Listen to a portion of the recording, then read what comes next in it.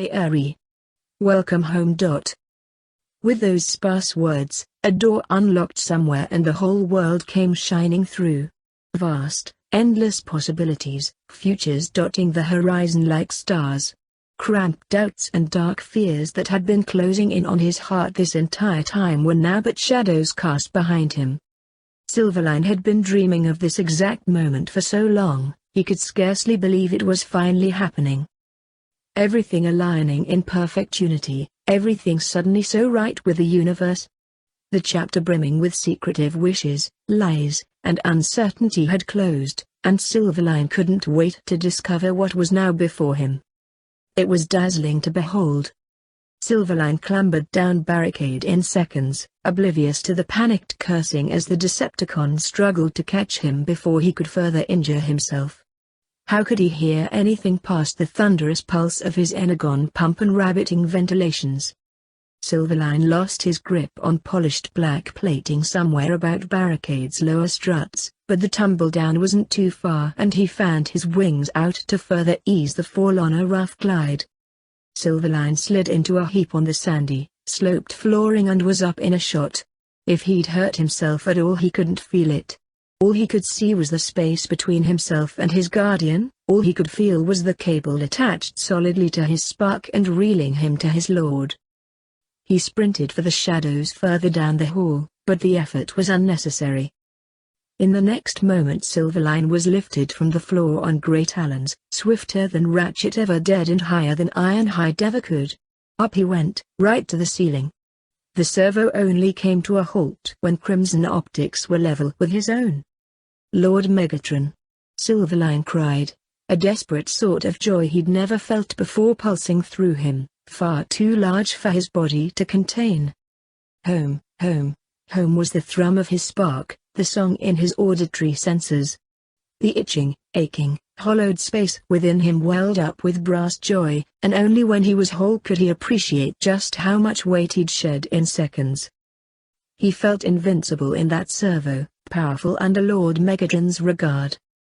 "Little one," Lord Megatron rumbled, his words vibrating straight through Silverline, burying themselves in his starving soul. "You are missed." Unadorned, simple words.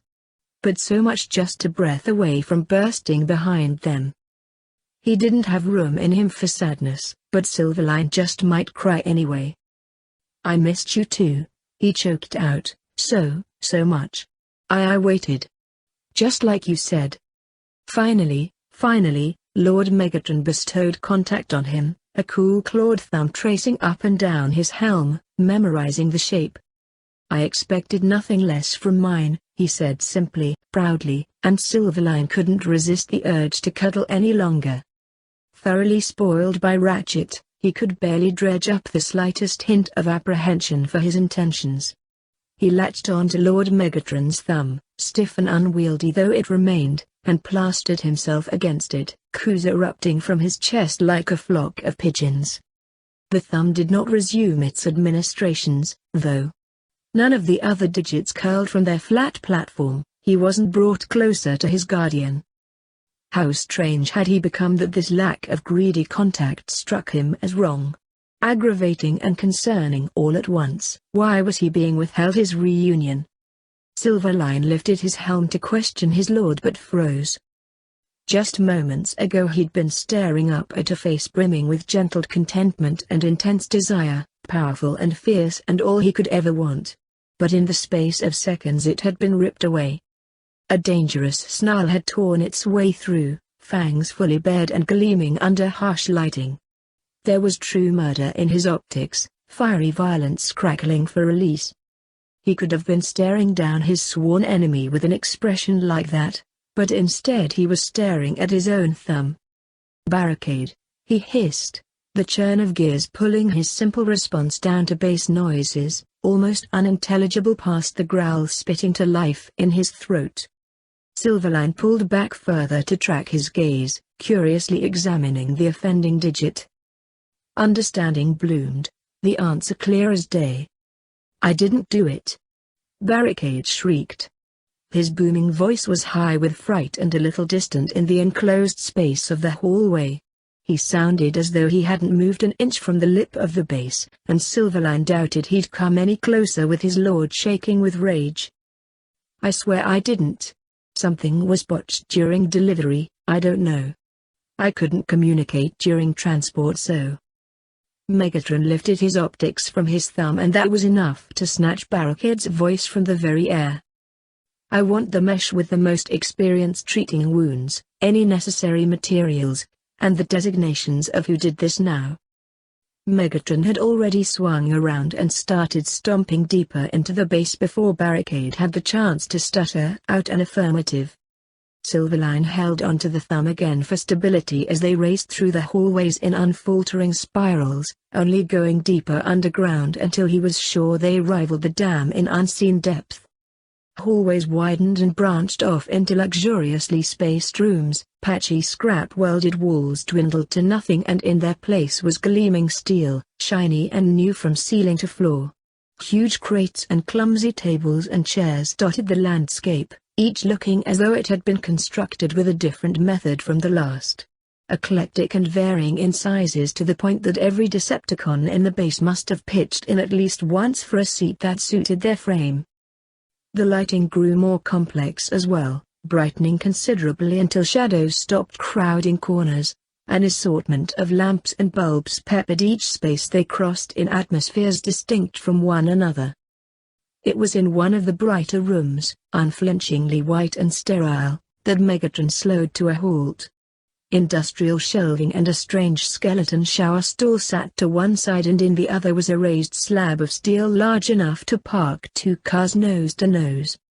Lord Megatron set Silverline on the frigid slab so slowly he had time to arrange his legs as he wanted to before they separated. There was hardly a tap as his silverpeds made contact with the slab, and with a whisper of steel against steel Lord Megatron's servo receded. Immediately the air around him plummeted several degrees, lonely and empty where his guardian should have been. Lord Megatron stared at him mutely for a moment, frustration tangible, before he turned away. He jerked a lever and began roughly scrubbing at his servos under the shower spray. Silverline curled in on himself with a shiver, patiently waiting for his lord to finish scraping the electric blue stains off and down the drain. He knew he was a mess, the twinging sting of the puncture wound wouldn't let him forget now that he wasn't so distracted. In his haste to reach Lord Megatron and press himself close, he'd reopened the wound, scraping the wire anew during his spill to the floor and unintentionally wiping it across his guardian before Lord Megatron had been given a chance to properly look him over. New, bright Energon had been smeared across his face while being pet. He could feel the weak warmth of it congealing there. He swiped it away with his arms but only managed to paint his servos the same neon blue in the process. With a sigh, he sat down on the wide expanse of the berth, allowing the cold surface to be dirtied as well, and pressed a servo against his neck wound. The bleeding was already slowing again, the puncture wound wasn't deep. However, he could feel the circumference of it under his palm. Almost half the width of the wire had been breached and if the healing rate matched the last time he'd had a wire cut, Ratchet would need to solder it shut. Except a pain far fiercer than the wire struck through Silverline then, he grit his denter. Ratchet, he'd left Ratchet behind. He had known he wouldn't have given his goodbye, but still. Ratchet had begged for him to stay and now he may never see the medic again. It had only been a few hours and he couldn't regret the decision, but he missed his friend bitterly. There wouldn't be a Ratchet to patch him up now. A rumble cut through his grief like butter. Silverline looked up to find Lord Megatron staring at him with bright crimson optics, tracing over him again and again. "Be still, little one," he said, "you will be treated shortly, I am here." With a bundle of strange tools under one gauntlet and a soft-looking towel in the other, Lord Megatron crossed the room and once again turned on the rudimentary shower. Now that he was really looking, Silverline didn't think it was water coming out of the spout, at least not entirely. It was a spray that circled the drain normally enough, but tinted lime green with some sort of solution he'd never seen before. "Did you make all of this?" Silverline asked. The Autobots definitely didn't have such strange amenities. Megatron ran the towel under the liquid, pressing lightly enough to wring it of excess moisture without tearing it under the spray. Decepticons can accomplish a great deal when given the proper motivation, he said, far more than Autobots simpering to humans for scraps. You'll find the entire base more accommodating, especially the southmost wing. He crossed the white tile floor, full-size towel roughly folded and masquerading as a modest washcloth in Lord Megatron's expansive grasp. He didn't appear concerned with the lime liquid dripping onto the floor or running rivulets down his armor. It smelled a bit like wood polish. The distinct scent of disinfectant nipped the air after it. "What's in the south wing?" Silverline watched as Lord Megatron finally approached the slab he was sitting on, towel extending with a clear purpose of washing him off. Silverline wasn't looking forward to the stinging cold of both the slab and being wet down for a bath, but he locked his joints and spread his wings compliantly. It had been ages since his last bath, and the blue blood smeared across half his plating was gross. His guardian didn't respond, still looking him over and over, helm, optics, neck, chest plating, gauntlets, in a drawn-out pattern. Tracking the Energon, Silverline realized. Silverline didn't have much experience reading Lord Megatron's less humanoid facial features, but he believed the expression he was looking into now could be considered grave, maybe even mournful. "Be still, little one," he said, leaning down with optics that smoldered the way volcanoes did trapped beneath the sea. The washcloth made contact with his pauldrons first, startlingly warm and soft against his thin plating. It didn't hurt. In fact, it felt great against the crisp cold of the room, but Lord Megatron only appeared more upset as he tensed obediently. "Your bravery does you credit," he murmured. "Be still. I will rectify this trespass as swiftly as possible. You're functional and operating near optimally." Silverline supposed this was his lord's version of Ratchet's "you're okay." Reassurance meant for a sparkling, but it was spoken like a spell, like his words needed to be true. He knew Ratchet required certain responses after that or he'd only grow more upset. He leaned into the washcloth, gently stroking over his plating, from pauldrons to peds and shifting in increments further in. The lime solution was clearly designed for whatever material Cybertronians were made from. He wished Aunt Petunia's cleaning supplies sliced through grime and stains as effortlessly as this did. He was even glossier as he dried, as shiny as a new car. He cooed again, drawing Lord Megatron's attention from his plating with great patience. Once they'd connected gazes, however reluctant his lord looked to be distracted from his work, Silverline beamed. "I'm okay." Lord Megatron didn't soften the way Ratchet did, soaking up his reassurance with the ache of a withered flower. Instead he sharpened. Optics narrowed, mouth tight, a fresh wave of rage cresting just under the surface. Silverline wondered if he'd made a mistake finding his Autobot friend in his Decepticon guardian. But Lord Megatron loomed even closer in the next moment, probably nearly kneeling on the floor at that point, and brushed a digit down his faceplates at a pondering pace. It was completely incongruous with his expression, but Silverline latched onto the affection. "You will be," he swore, and continued wiping him down.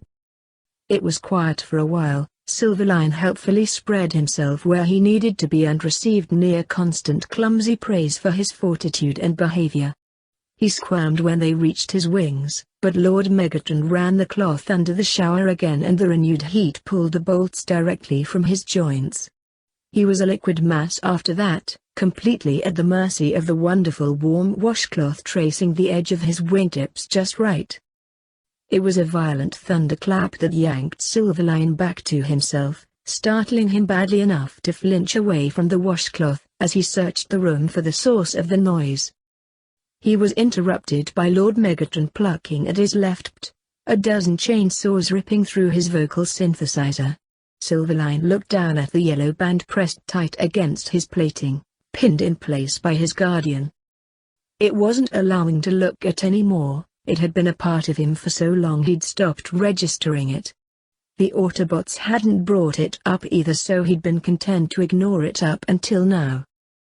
It was jarring to realize how little he'd thought of it, a fresh flush of ice down his back to see just how much he'd disregarded during the past weeks with so many other things fighting for purchase in his priorities. Sickly yellow under the light as it was and striped with thick black digits like his very own barcode, but it hadn't caught his eye since leaving the dam. You'd promised to remove it, Silverline remembered. It had been a tracking device, hadn't it?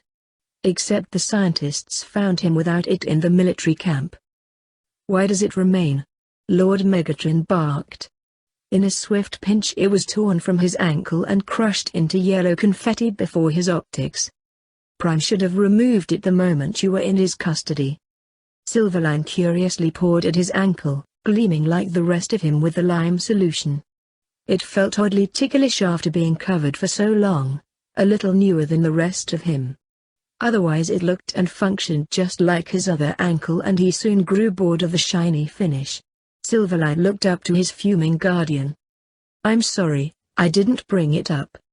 The scientists already knew where I was and there was always so much going on. I didn't want to cause more trouble."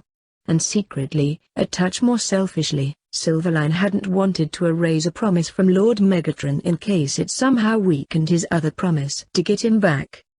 They would have tapped into the signal within astroseconds, especially with that scout.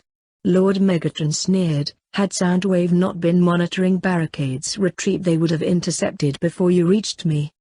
Silverline stilled. "I don't what?" "It's a tracking device, useless to the scum that first captured you if they already knew where you were. But the Autobots could also track the signal once they were familiar with the device. What a desperate move. Were they praying I wouldn't have Soundwave jamming Barricade's frequencies? Or that I'd allow you out of the base without properly examining you?" Panic clawed up the back of Silverline's throat. Optimus had sounded so certain he'd be recaptured. "I didn't show them where this base is, did I?" he demanded. Lord Megatron dropped the washcloth on the berth and traced another digit down his cheek, running past his helm and curving over his back. It was more inquisitive than soothing, like he'd thought so many times of doing it he could no longer deny the impulse. "I'll need to contact Soundwave at a later date," he said, "but it matters not. Per our agreement, this base will not be attacked so long as you reside in it. And they are severely lacking in spy bots for infiltration." Silverline held onto the servo, not letting him withdraw. "I'll stay here, then. Right?" He needed to hear it. He needed to hear that this wasn't a momentary stop in his life, that Lord Megatron wouldn't be swept away just as easily as the first time. He couldn't bear to exist in the same space as his protector without trusting it to remain. Rage seeped from Lord Megatron's optics. Something a little quieter remained there as he cupped his claws around Silverline, enfolding his entire frame like his own personal cove. "You belong to me, little hairy. Wherever I reside you shall have a place with me." He gently lifted a talon under Silverline's chin and tilted his head back until Silverline was staring up at the fluorescence. His digits were razor-sharp and immense. The slightly twitch and he could very well sever Silverline's intake piping and central wiring. A slight twist and he could just simply crush him like an insect. These were only passing thoughts to Silverline, the thinnest trickle of apprehension amidst an ocean of adoration. Trust, pillowy and sure like an old beloved quilt, settled over him and he melted into the handling. His trust was rewarded, just as he knew it would be. Lord Megatron didn't twitch, didn't move a single gear as he studied the puncture at Silverline's throat. "The bleeding has stopped and the wound is clean. It is time to solder the wire." A general ring of Lord Megatron's community pulsed through the base and a Decepticon walked into the room like he'd been practicing his entrance the entire time they'd been there.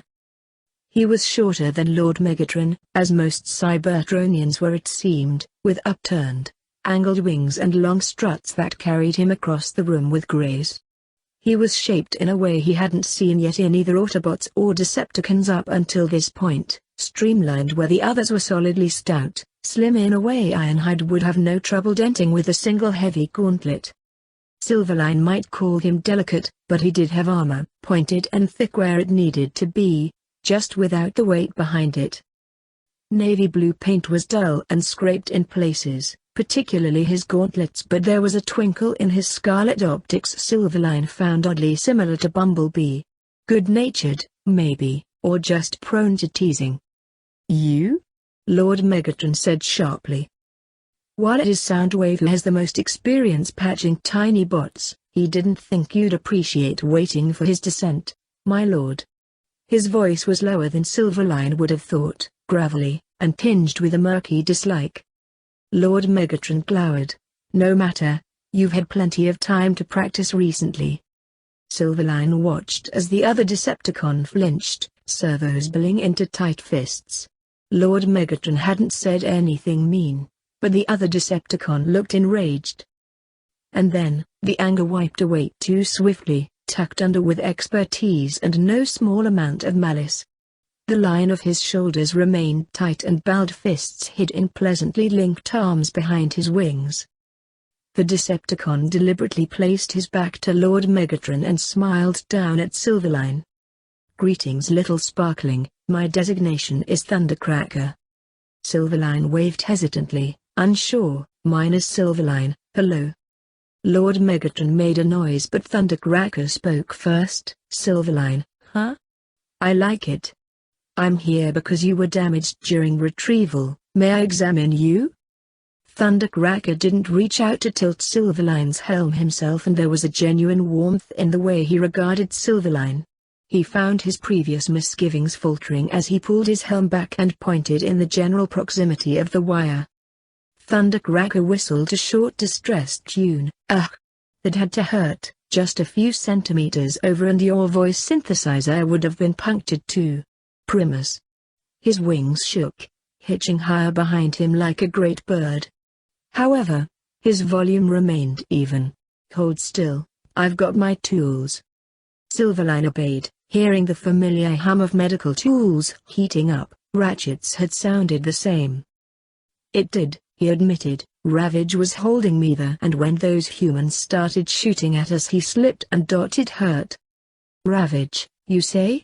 Lord Megatron might have been aiming for cool, but he overshot and landed somewhere past Glacial.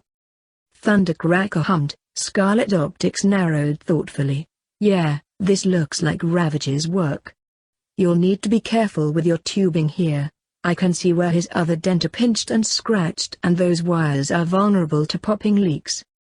You won't be placed in another situation that requires you be careful," Lord Megatron said, stepping back up to the berth and crowding his subordinate in. Silverline took great pains to be as still as possible, starkly aware of the tiny torch being lifted to his wires. Staring stiffly up at the ceiling, he reached out a servo slowly to silently grasp for his guardian. There was a pause, the faintest intake of air high above him. It badly tempted him into craning to peek at Lord Megatron. He held still, claws outstretched and demanding. He'd hardly gotten any cuddles so far. He understood why. He even appreciated how gently he was already being cared for, bathed and praised and treated for his wounds, but that didn't stop the chasm of needling hunger cracking through his chest at how far he was from his guardian. Like a Christmas buffet at the Dursleys when all he had was a spare biscuit, the promise of warmth and security lingering just out of reach strained on him. A shadow passed over his helm and suddenly there was pressure against his back and deadly claws curling into his line of sight. So light, so careful not to jostle him. Silverline smiled beneath his mask and latched on, wrapping a thumb to his spark and settling against Lord Megatron's thick gauntlet. "All right, that should do it," Thundercracker announced. Silverline allowed his head to drop and watched as the Navy Decepticon carefully deactivated his tools without looking away from Silverline's throat. "Is there any discomfort? Any pain? Don't touch it." Lord Megatron caught his claw before he could brush over the coil of heat pressed against his wiring where the puncture had been. It was pulled firmly to his side while Thundercracker fretted over him. "It's still fresh, sweet spark. You need to let it settle and repair itself before putting any strain on the wire, okay?"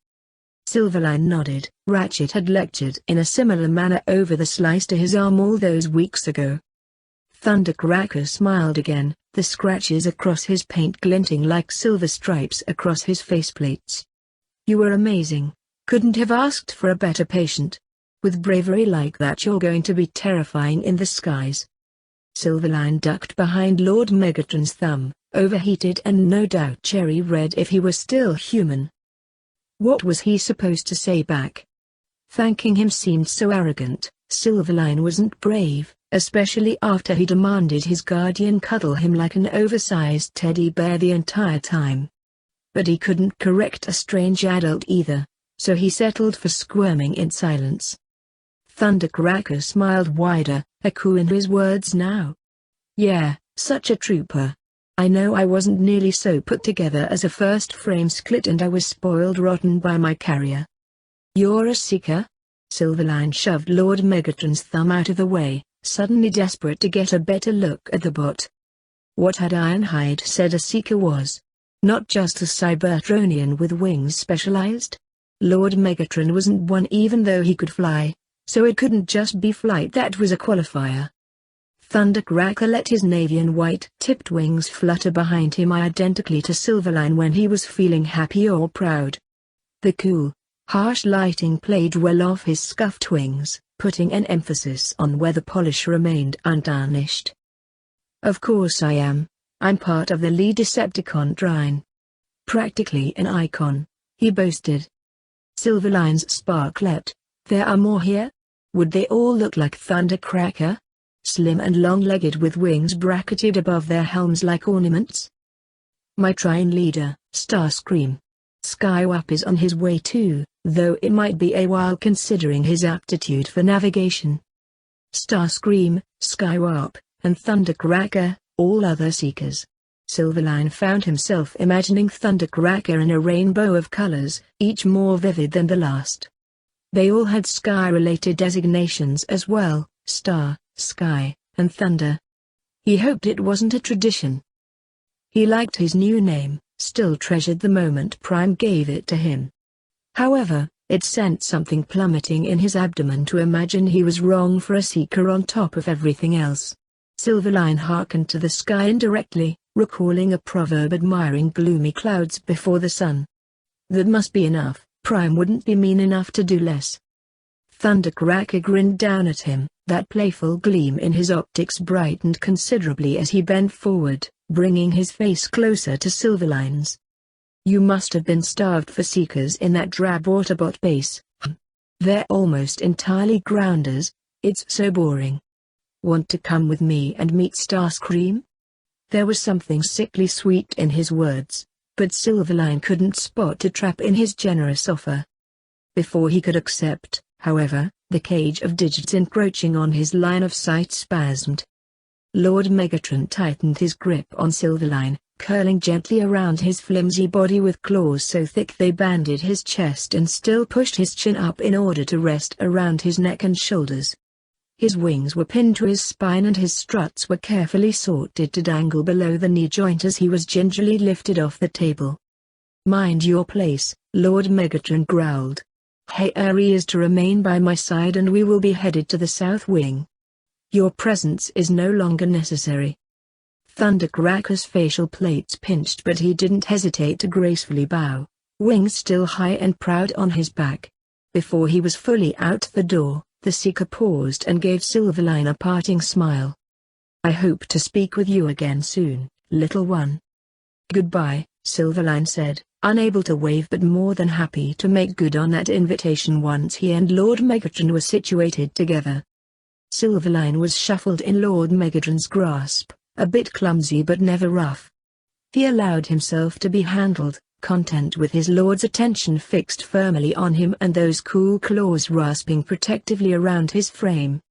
It was awkward, being held like an action figure, then cupped like a trapped spider, but eventually he figured out to bring Silverline high on his chest plates and press him against a thick sheet of gunmetal, lukewarm with the heat of the spark buried deep beneath. Silverline drilled, curling comfortably on the shelf of a single servo and pressing his helm to Lord Megatron's chest. This close, He could hear as well as feel his lord's every deep ventilation. They didn't make any headway toward the door, so Silverline pulled back a little to chirp curiously at his guardian. Lord Megatron was watching him, dark red optics gleaming in the shadows of his helm. "Are you well, little one?" he asked, almost gently. "Do you require any other treatments?" Was this anxiety? Silverline learned not to treat it like Ratchet's worries, so he made a production of looking himself over rather than seek out more affection. In his inspection, he carefully avoided touching his still tender throat and indulged in a quick brush against his newly naked ankle before going over every colorless gray panel and nestled wire. Everything was in order, the only wound he had was treated and the rest would be cured with a long nap, so he peered back up at the Decepticon. "I'm a little cold, could you warm up?" Well, perhaps he couldn't deny his impulse to respond with affection completely. Lord Megatron's look of deep confusion popped Silverline, staring like a balloon. The drawn-out silence after that was even worse, and he hid his burning face in the armor, waiting for his silly wish to stop echoing so loudly overhead. "Me? The south wing is heated, would that suffice?" Something fragile and hungry in Silverline's chest withered at the notion of no more warm cuddles. He dug his claws into Lord Megatron's servo and couldn't bring himself to make eye contact as he pushed his luck. "Please." Ratchet heated himself up and held me all the time, and it. His torturous confession was interrupted by a fierce blast of fans kicking to life within Lord Megatron's chest as the plating beneath Silverline abruptly soared in temperature. He squirmed, thin armor stinging. "Too hot," he gasped. Lord Megatron yanked Silverline off his chest plate fast enough to make his limbs rattle. He was held at arm's length. The distance yawned out with the Decepticon's massive reach until Silverline could no longer hear the fans humming, and the dizzying shifts had him swaying, stunned.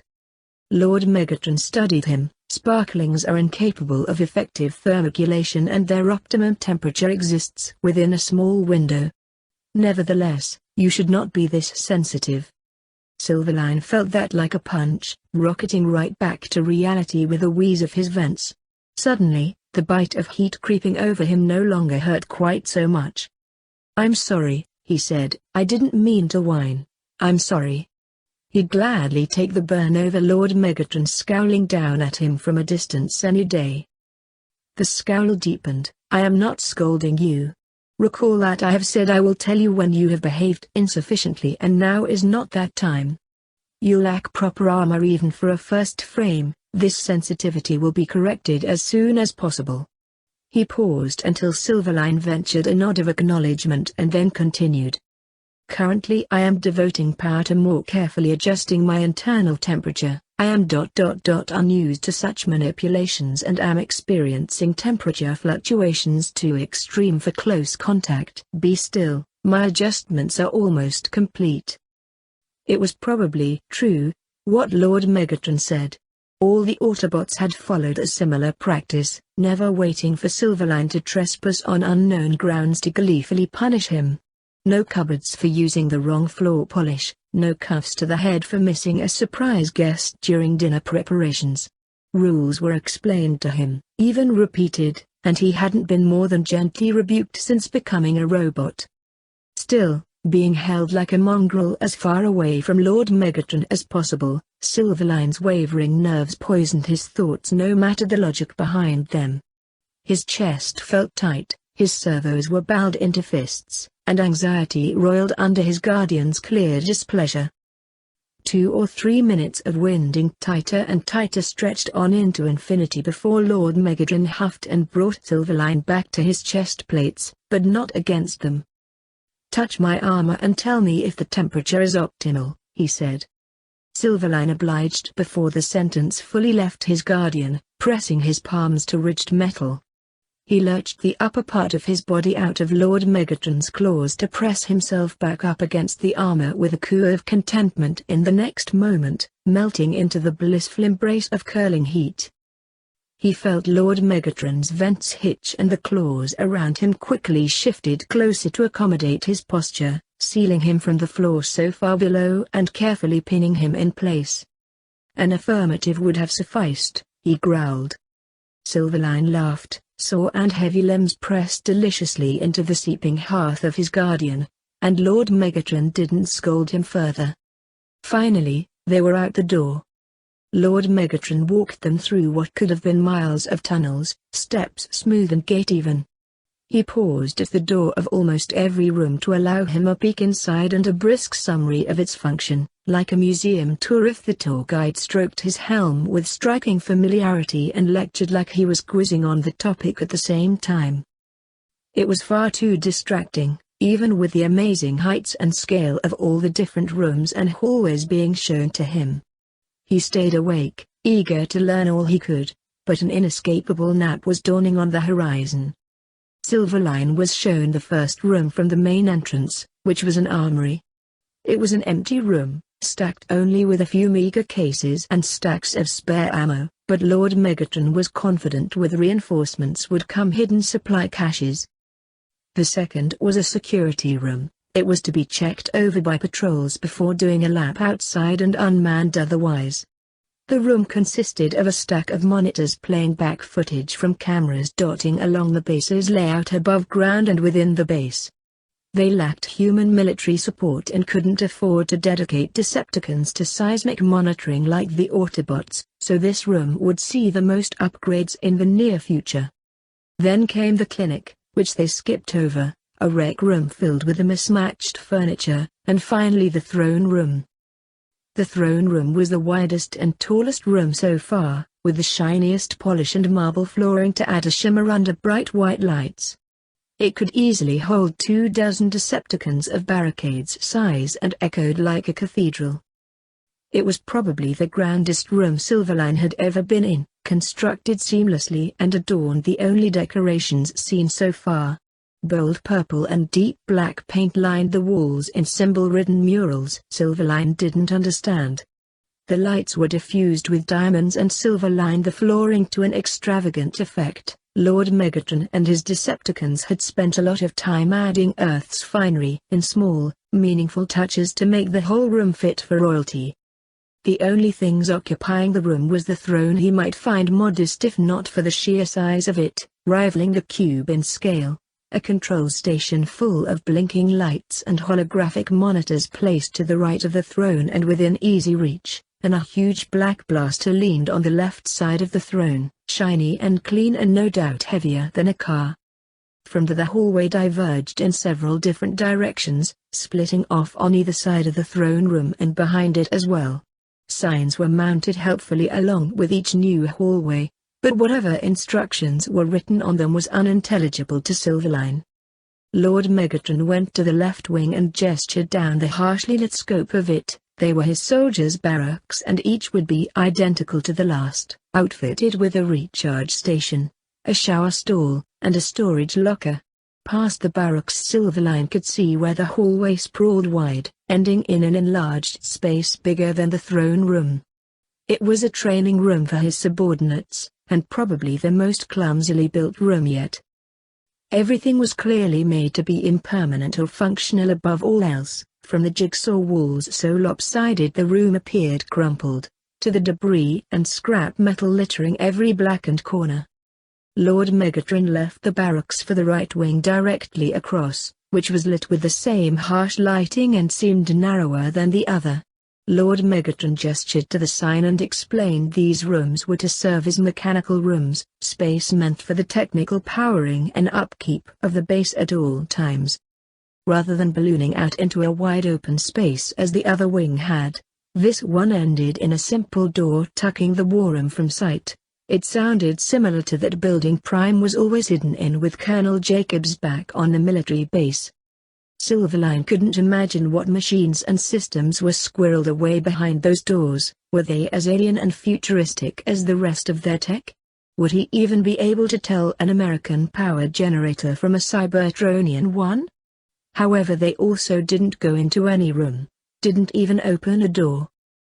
Instead, Silverline was warned against going inside the rooms without permission. The petting grew heavier as Lord Megatron recalled losing a younger recruit to a boiler malfunction in what seemed to be a bid to cow him into compliance, despite the stress creeping into his own tail. Silverline swore to follow the rules, but the petting didn't ease. Lord Megatron's cuddles weren't as unerringly effective as Ratchet's or as confident as Ironhide's. Though Silverline would never dare say it out loud, he was most reminded of Optimus Prime in the way his guardian slowly and deliberately applied contact like he was following a textbook's instructions. Silverline didn't mind. In fact, if he woke up to find this all to be a dream, he'd most definitely be inconsolable. There's no way he could go back now after all that had happened in the last 12 hours. He arched into the ruler straight touches and hummed whenever Lord Megatron found a good spot that had him boneless with bliss. His limbs only grew heavier, weighed down with what felt like a week of events packed into a single day, but it was a good sort of weight, the kind that promised deep and peaceful rest. Lord Megatron continued, pointing to an almost imperceivable dip in the marble directly behind the throne. A secret tunnel rested beneath, one that led to a natural canyon where the mouth would remain hidden and undisturbed. He didn't show Silverline how to open it, simply stepped over the hidden depth and to the last hallway placed on the opposite end of the main hallway, far behind the throne. As they drew upon it, Silverline realized only a few feet lay open to the throne room. A durable hatch blocked off the rest. "This is the south wing," Lord Megatron said softly, thumb smoothing peaceful up and down motions across his back. "All rooms here are yours to access and safe to wander. The hatch is locked and reinforced to withhold a full frontal assault long enough for you to escape out the back exit." He traced the windowless, thick hide of the hatch, metal matching his own inutility coloring and jagged layers. Once his ponderous digits flattered across the middle of the bulk, a loud shriek of bolts snapping out of place filled up the acoustic room, ringing in his auditory receptors. "I, and a select few of my subordinates, have clearance here. Press your servo next to mine and I'll add your signature to the roster." Silverline hesitated. I won't be able to unlock it myself, though. It's too high up," he mumbled. Lord Megatron hadn't needed to stoop even a little to unlock it. The other Decepticons probably had to raise their arms above their heads or near it to reach the same invisible panel.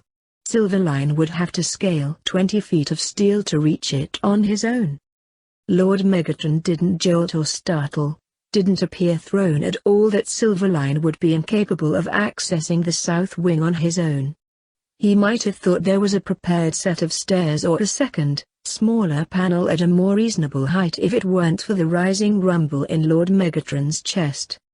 "Ah," he hissed, "you are very, very small." I'm sorry," Silverline wasn't sure what else to say. Lord Megatron snarled and threw open the hatch with a deafening bang. "Don't apologize. You are not at fault." It sure sounded like he was at fault.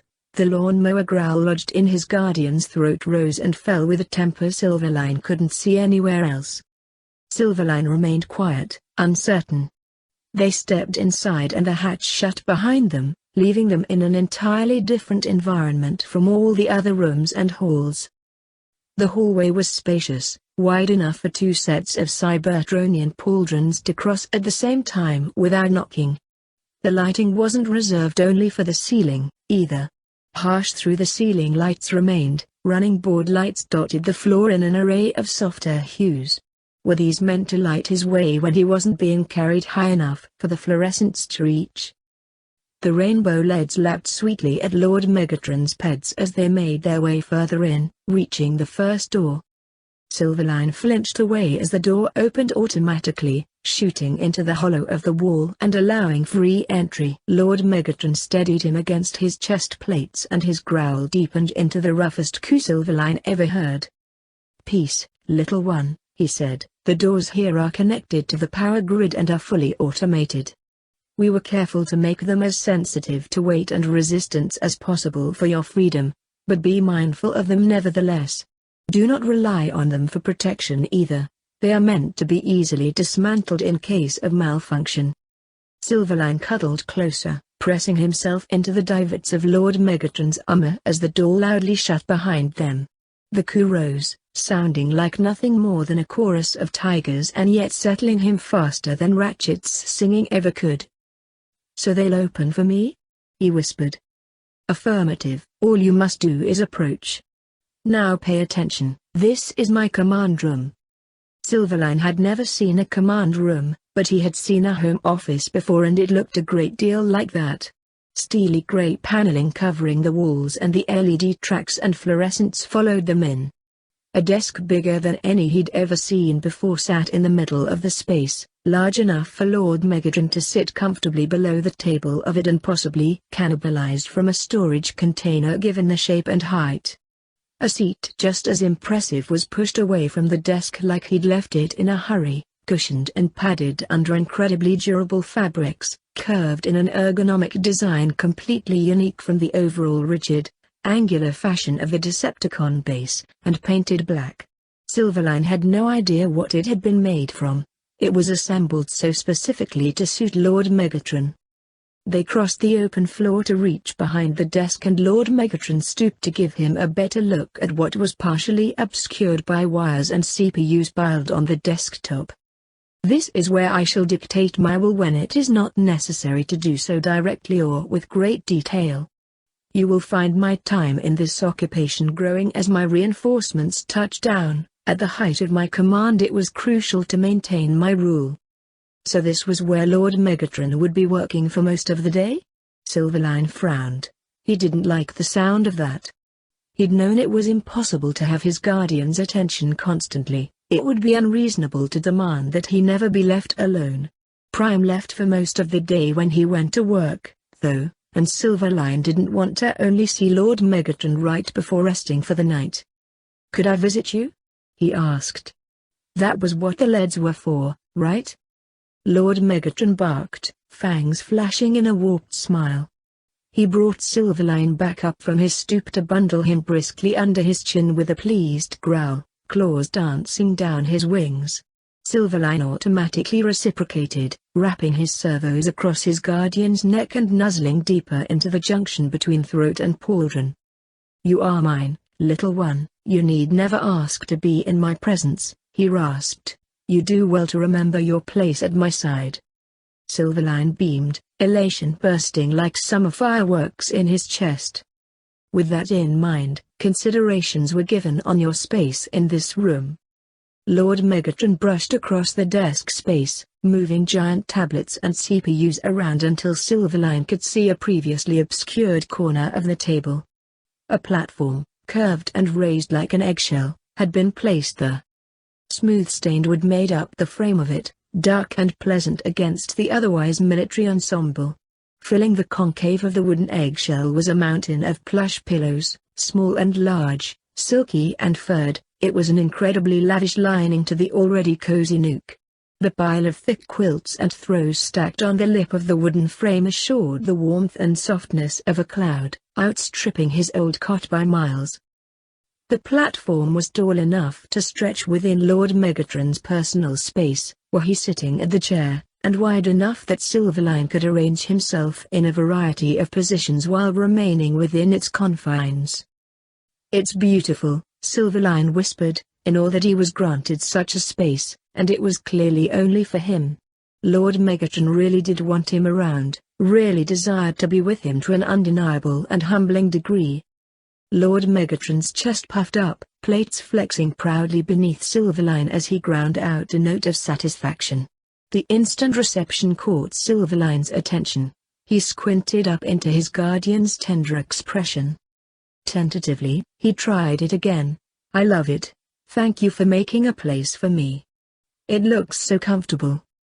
Lord Megatron's fans kicked up a notch and his engines rumbled pleasantly. The heated vibration of it like the rattle of a big cat, pressed against Silverline's spark. Silverline went liquid, hanging from the tightening grasp with a happy sigh. His whole world buzzed pleasantly around him and satisfaction lit him up from the inside out.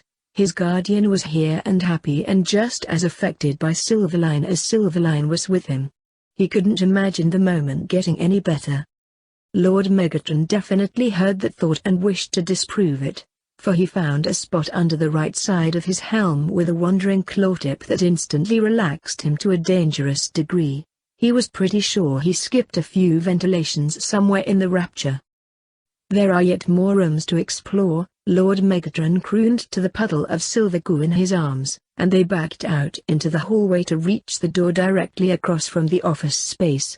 Silverline didn't bother sitting back up, allowing his helm to loll under the continued kneading just to the right of his chin as his optics lazily traced the generous space sprawling before him. This was the most unique room by far, easily outstripping the throne room in violations against the general steely aesthetic of the Decepticon base. Bright colors danced and rippled merrily across the walls.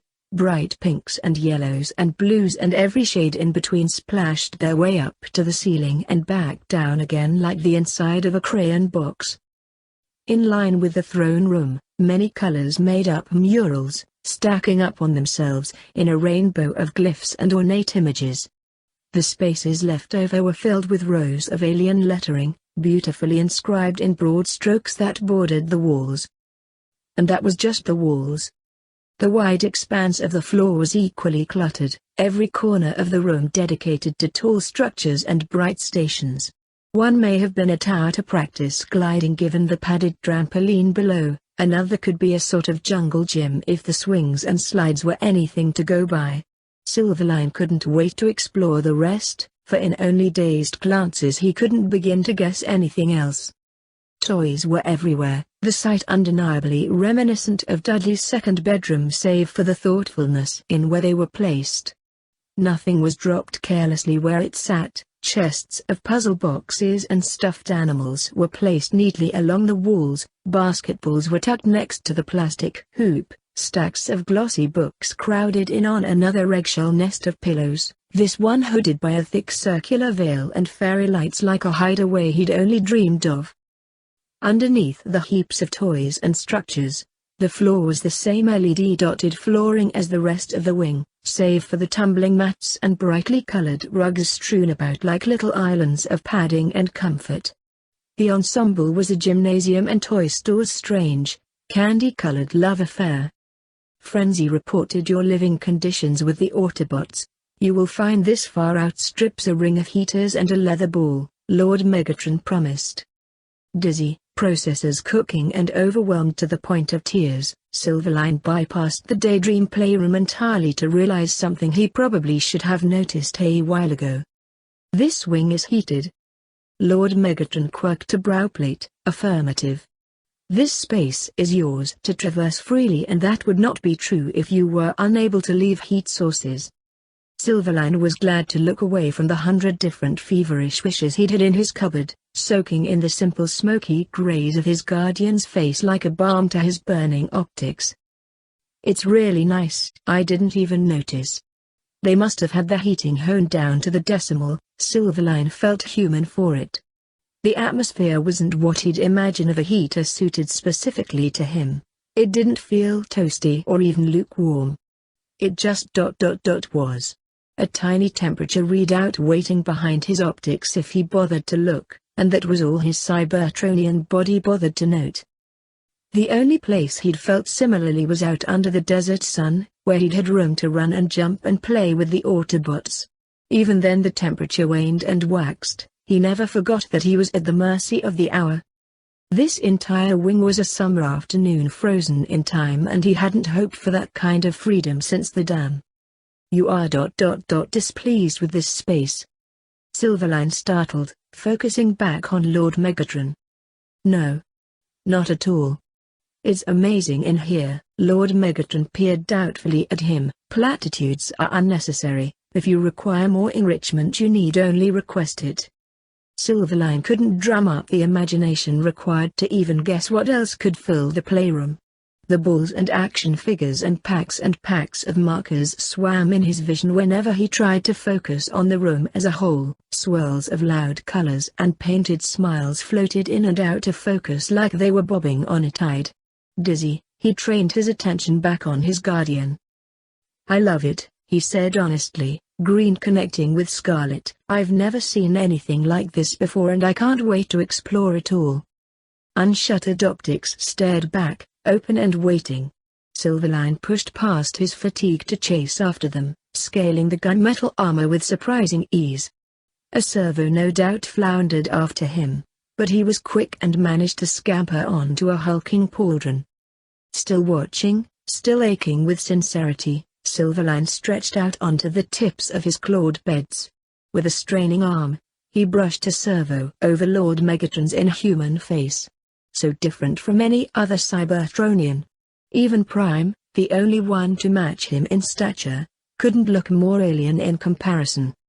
Lord Megatron's face was as dark as his armor, feline in the angular planes that made up his helm. A tiger's powerful jaws hinged beneath, heavy with fangs and a cruel face guard. Equally predatory optics were set above, wide and intense. The helm interrupted his gaze almost immediately after them, the first band dropping in a deep V so thickly reinforced it threatened to limit the top of his vision and cut between his optics at its lowest point. Built above the massive band was the first and only mark of ornate status to mar his brutally efficient design. An undeniable crown of charcoal-smeared grey adorned his head, proud and tall. As close as Silverline was, he could see what shadows and damage once obscured. Colors, almost completely tarnished silver made up the centerpiece on his forehead and faded blues lined it in prominence with geometric stripes and layering. A millennia ago, how it must have shone. The jewel-like glyph so carefully etched into the centerpiece in ebony and platinum sighed with the last whispers of polish and peace and twinkled like a distant star for it. But right now all I want is you, Silverline finished lamely. It was intimidating, wasn't it? To be so wholly seen by such a fearsome and infinitely more powerful person. Lord Megatron looked like he was gazing down into the depths of Silverline's spark with round optics and parted mouth plates. Silverline had changed in the weeks he spent among Autobots, painstakingly nurtured. There was the nerve to look up at this undeniable warlord and so nakedly profess his bull-headed and childish desire to be held that superseded all others. The nerve was there, but it was surely buckling under the stunned silence that echoed like a gunshot between them. Then, movement. A ripple of jagged armor and two sets of claws were once more enclosing around him. Gently, slowly so the pauldron he teetered on barely shifted. He was brought up to the place he'd managed to caress with his own tiny servo. Bundled there, he waited for his lord's reaction. Razor teeth flashed in the fluorescent light before Lord Megatron's helm dropped and his face guard swung overhead. A purr of a growl, not loud but impossibly deep, resounded all around Silverline. With far more grace than a human could ever be capable of, Lord Megatron nuzzled his massive head against the top of Silverline's helm, scraping his jaw delicately across his colorless plating like the largest, most dangerous house cat in existence. Mine. He cooed so roughly it was almost indistinguishable from the rumble in his vocal replicator. Mouth plates brushed across Silverline's own jaw, so large they took purchase of the entire right side of his head before merging seamlessly into another rasp of metal against metal. How could Primus have given away a spark like yours? Lord Megatron sang in a lullaby without a tune, a series of thunderous ventilations and agonizingly precious affection. Talons carded around Silverline, like they couldn't not pet him. They pressed and smoothed and teased until he was limp with bliss, entire frame sagging under its own immense weight, and eventually it was only Lord Megatron holding him up. He was cuddling with Silverline's front and wings and everything in between. The only point of contact unutilized was Silverline's soldered throat. They weren't finished with the tour. Silverline knew so little about where he was and what his days would look like now. He had no idea how many Decepticons lived in the base, what they knew and what they were like. Silverline had no idea what Lord Megatron knew about him from Frenzy's spying. It wasn't enough to know he was no longer Harry. What else had escaped him? But all those anxieties and uncertainties were light years away, mere specks of dust in the warm rays cast across Silverline's soul. Exhaustion sank into him with syrupy sweetness. A shadow's wing was draped over his head. He drifted to sleep so happy it hurt, so serene that it didn't matter. He was held and loved, and those were unshakable truths, and that was all he needed. Mine. His dreams murmured, and Silverline sank down deeper. Ravage watched the humans burst out into the streets, scuttling like panicked insects in the wake of an enraged Autobot. He couldn't blame them. It was an intimidating display from down on the ground like this. Ironhide. Prime snapped, lunging for his haywire weapons specialist. Stand down. Was Prime losing control of his minions?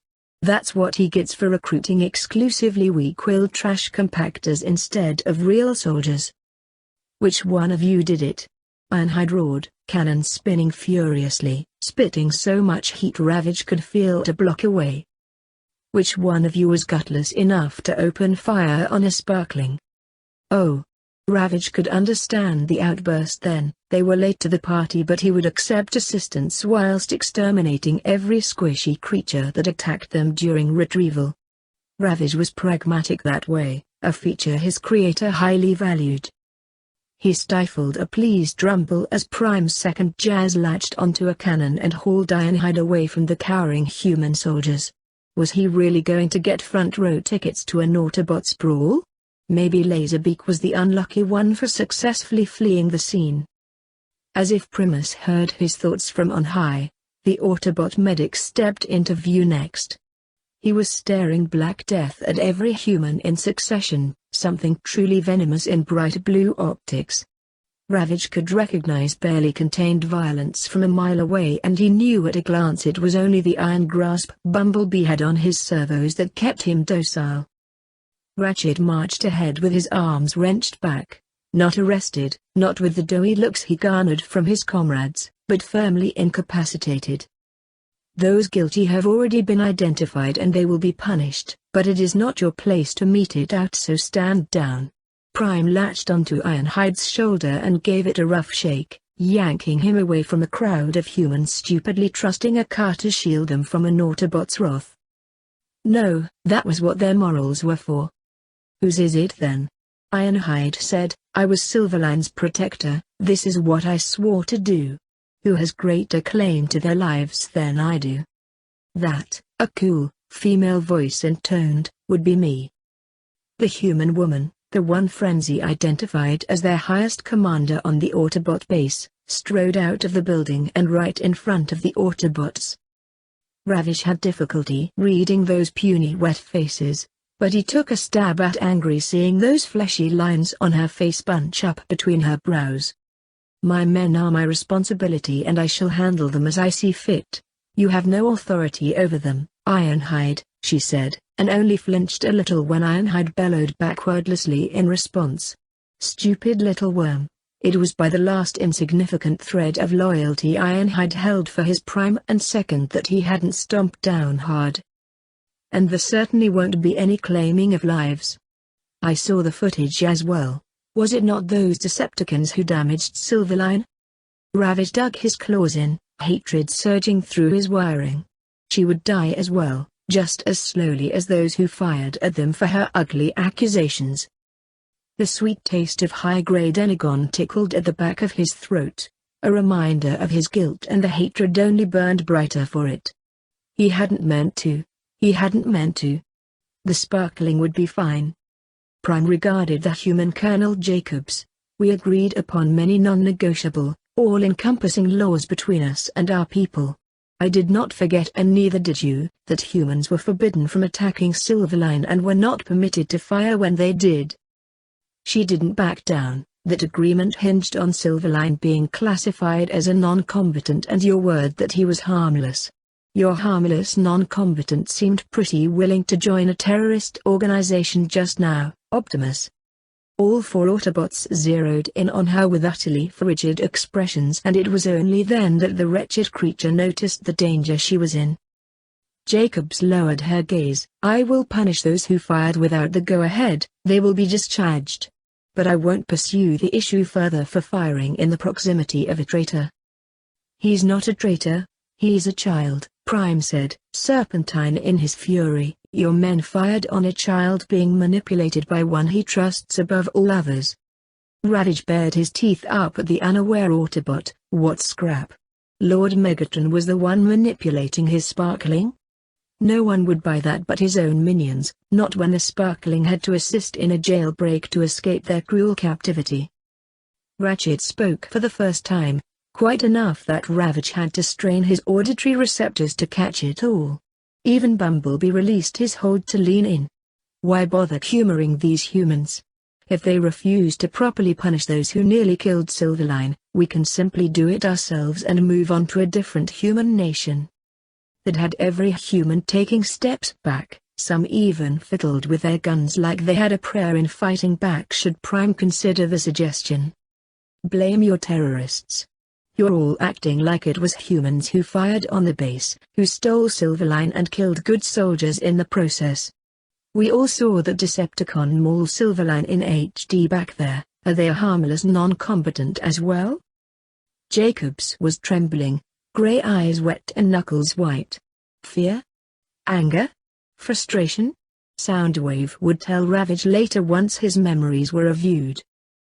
Ravage wasn't mauling Silverline, Jazz shouldered Ironhide out of the way to get in close and dangerous. It was batshit, sure, but that spybot has control and has done shit like that before.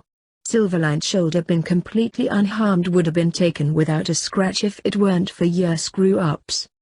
Ravage is nasty as they come but there's no way in hell he damaged Silverline on purpose. It was either that or drop him 20 feet right onto your personal firing squad. Ravage nodded in silent agreement, tail lashing behind him. He'd done that exact maneuver while collecting Rumble countless times without a scratch. Laserbeak hated the weight but Ravage was good at keeping his hold strong and steady over long distances. It was when morons shot out Laserbeak's wings that his hold diminished to a series of jolting shakes between knives until something inevitably snagged and sliced. He hadn't meant it, Soundwave please. The human colonel was incensed. So we should have just allowed those creatures to take pot shots at us on their merry way back home because you trust a terrorist organization over the allies who house you at this very moment? Affirmative, even a frenzied Cybertronian berserker can be trusted with a Sparkling. Parental protocols were embedded in all but a handful of truly specialized bots honed to the point of insentience and the Fallen himself. It was only in the death throes of their civilization that such programming wasn't ensured and regulated. Even then, those unfortunate scrap heaps who dodged starvation by a single orn usually had something crafted in their image. Humans on the other hand had no such hard wiring and very little interest in distinguishing the Sparkling from the average veteran. Ravage would trust a Sparkling to an empty room before he left it with a human. Prime did not explain any of this. Instead he gave a great ventilation and drew himself up like a tolerant king. Jacobs relaxed, unspoken forgiveness seemed to dance in the air. The violent rage and demand for blood had somehow, miraculously passed like some terrible dark cloud. The dead giveaway lay with Prime's troops, who were practically foaming at the mouth and pressing in to slaughter the lot like pigs. But no human was smart enough to make that connection, least of all ones that fired on Sparklings. I have no intention of violating our agreements or taking negotiations to a foreign land, Prime said gravely. This attack was a loss for us both, but an opportunity to encourage further understanding between our people as well. When my reinforcements arrive, I believe further incorporating them into your military and vice versa will be most beneficial. Ooh, was Prime going to try taking over a foreign militia? This, Soundwave would have to hear. Some countermeasures will need to be developed. Whatever happened, they couldn't be driven out of the dirty ghetto of a human nation, not when their base was just completed. Colonel Jacobs pinched her lips and nodded, looking for all the world like she'd just left tense negotiations cautiously advantaged instead of walking away from the most important battle of her life a loser.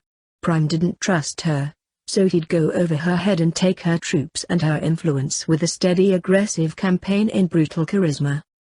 Ravage had seen it at all before, It was one of the reasons the Decepticons destroyed public broadcasting towers in the first leg of the war. Prime was far too good at charming people onto his side when he wanted to. He won a lot of colony planet support that way as well, before Lord Megatron razed them to the ground as punishment. I'll have that entire squad dishonorably discharged. You'll never see them again. Should we continue our search for the Casseticons or return to base?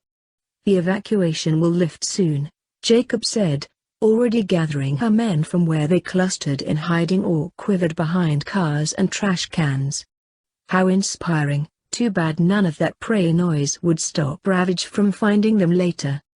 That won't be necessary, Prime announced, and it was then that a crawling sensation took hold of Ravage's spine and made him want to squirm inside out. Run, run, run, run, Soundwave. Wildly he took another head count. Prime, Jazz, Ironhide, Ratchet, everyone had taken part in that conversation. Everyone except. He leapt into the air on powerful haunches, bursting from his place at the mouth of a narrow alleyway like a startled thrush. His eyes were on the horizon, on the gleaming cars and shiny skyscrapers he could duck around until he found another hiding place. But it was too late, and small nimble servos crushed together to catch him and slam his body into the asphalt. Winded, Ravage yowled in panic and charged up his machine gun. Only, he couldn't hear the whine of activation, not over the blaster charged and waiting directly over his head. The servo pressing Ravage further into the crumbling street threatened to bend his struts. Something had already cracked and wept fuel over the grimy rubble, digging into every brand new scratch and dent. One or two good blasts to the head and Ravage would be as deactivated as they came. Stay down or I'll make you stay down. The ugly yellow stain cummed, a buzz of warning crackled from his ruined throat. Ravage bared his teeth and hissed hatefully up at the mesh, but he wasn't stupid. He stayed down. Nice work, Bumblebee, Ironhide, Prime commended, strutting up to them like the entire scene had been staged from the get-go. It wasn't though, Ravage was sure.